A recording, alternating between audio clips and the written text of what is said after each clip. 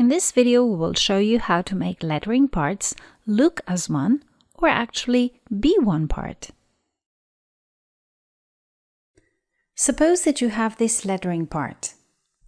The letters have a distance between them as they are multiple parts. Now, you may experiment with various fonts.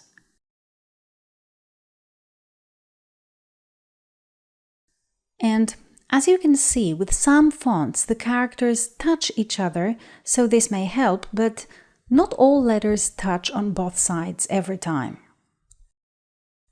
For example, in this case, most of the letters are touching each other, but the first one isn't. To make it one outline, we can add a new part in a way that creates a bridge between the letters. For example, create a small rectangle.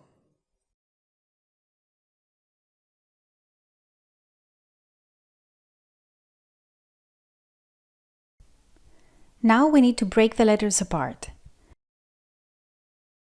Select the letters together with the bridge part. Then, using weld, we can make them all one.